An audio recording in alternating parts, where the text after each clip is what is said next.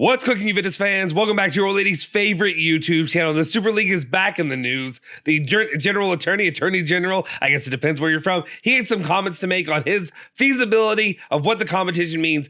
Is it and should it be legal, as well as what is the UEFA doing about it? We'll talk about that, as well as some other news. The captain of the future. Stick with us. We'll fill you in.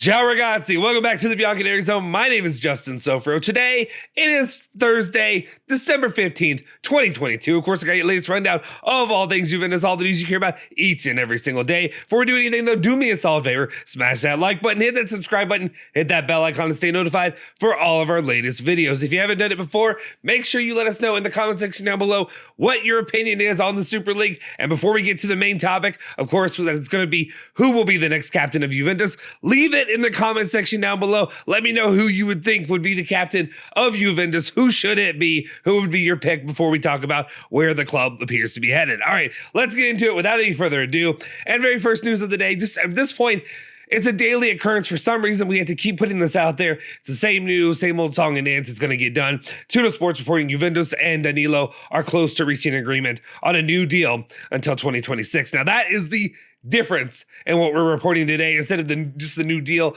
obviously, we talked about that getting done, renewing Danilo, but until 2026. What calendar year are we in?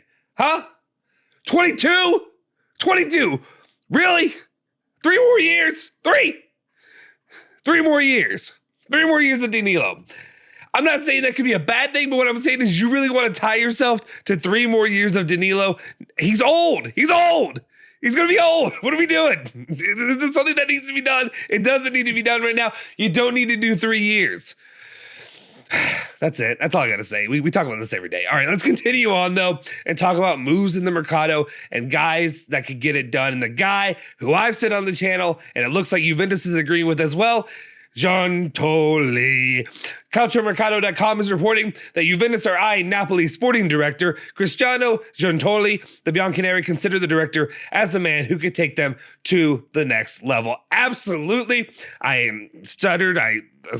Whatever, sloth. What's the thing? I lisped my way through that one. I don't know how that happened. But anyway, Giuntoli is the man for the job. I would love to see Giuntoli come to Juventus. He is doing a miraculous job with what they have at Napoli. He's impressing me each and every day. The players he's landing, obviously, you know about my infatuation with Raspadori. He got Raspadori, and then he also is looking now to turn his attention to potentially Nicolo Zaniolo as well. I know that's not going to be a positive thing for all the viewership right now, but at the same time, the guy has an eye for the future. He has an eye for good Italian talent.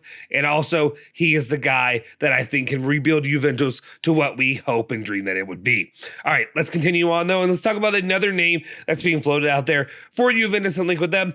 Gazzetta dello Sport is reporting that Jacob Kiwior, and I apologize, I probably butchered that, has become the first name on Juve's list of defenders for the summer.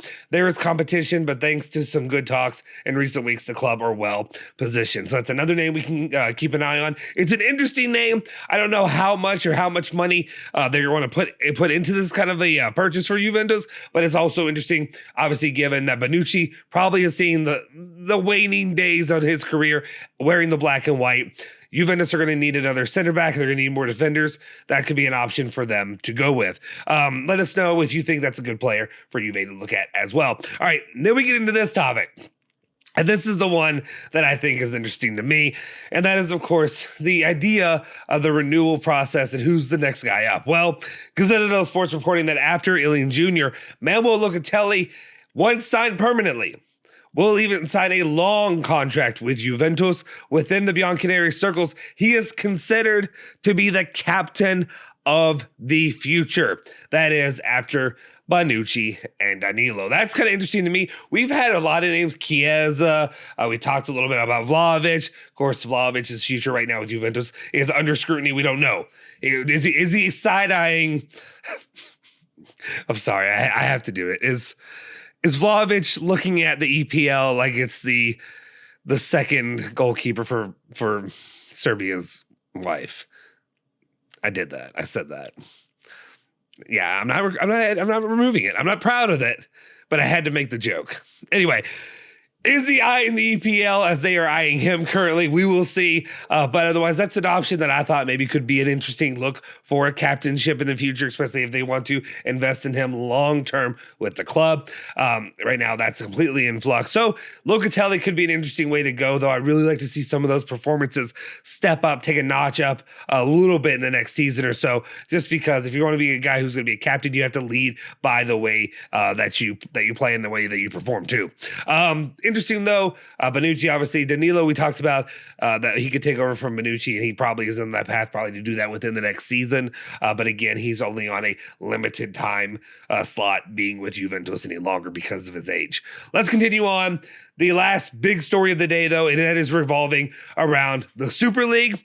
And then the general attorney, I guess I don't know if it's said differently in Europe. Here it'd be attorney general, the general attorney there in Europe, commenting on the legality of the situation and this all the little pieces of that make it interesting and or viable, I guess is the way you can look at it. First up, General Attorney Athanasios Rantos, I tried that, hopefully I didn't kill it, says that the SPL, the Super League, is free to establish its own competition. However, it cannot simultaneously, with the establishment of such competition, continue to participate in competitions that are organized by FIFA and UEFA without authorization of these federations. So there's Sheffrin getting a little bit of his backing there legally to say, yeah, guys, this week I can do this. I can crush Juve. I can crush, obviously the EPL teams backed out, but I can crush Barcelona, Real Madrid, any of these guys that want to continue to push for the Super League. My personal opinion right now, and I understand that Juventus currently believe in the Super League, want to continue to push for the Super League as an entity, and it's not just an Agnelli thought, it's a Juventus, maybe even a John Elkann thought.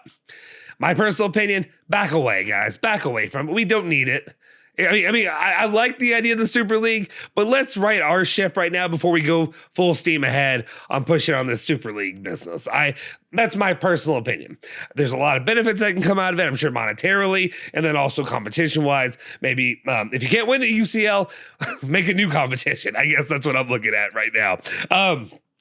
Going off of that, though, all the comments though made by Rantos were not purely positive or backing Sheffrin. He also made some other follow-up comments, which are very important to keep in mind as well. He said disciplinary measures, which appear to have been envisaged by UEFA, including threats of sanctions made against the Super League teams, are liable to have an impact on the readiness of the clubs and players to form this new competition.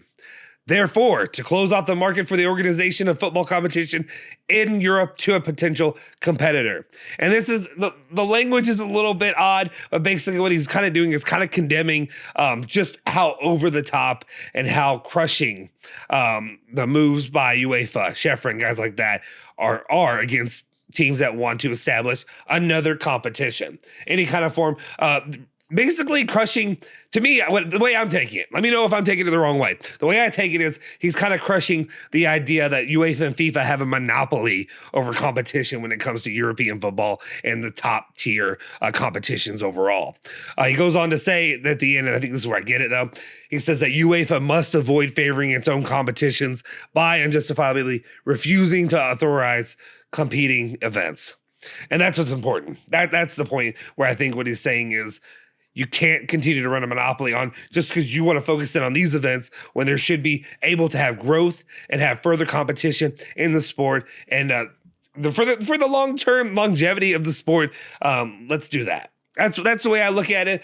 Maybe I'm reading it wrong. You guys let me know, though, but that's the way that I'm taking it from Rantos, and the way that he's saying is you have the power and the ability to shut down these teams, to shut down them from competing in their league. So Serie A in this instance, or the UCL. But at the same time, it's not fair to run a monopoly. I don't know. Let's leave it at that. more will come out of this. We'll see if more information comes out in the long run, but I think it is kind of important that at least the beginning steps are being taken, or the beginning commentary is being taken from some of these leaders in the leadership. And it's going to be very important as the idea of the Super League continues to grow, because it's not dying anytime soon. All right, guys, let me know your thoughts and comments in the comment section down below. If you haven't already, do me a solid favor, smash that like button, hit the subscribe button, hit that bell icon, stay notified for all of our latest videos. You can follow me at Justin Sofro on Twitter, follow bianconerizone at bianconerizone, Twitter, Instagram, Facebook, all of that good stuff. I'll see you guys next time. Forza Juve, Forza Bianconeri. Say hello to your old lady for me.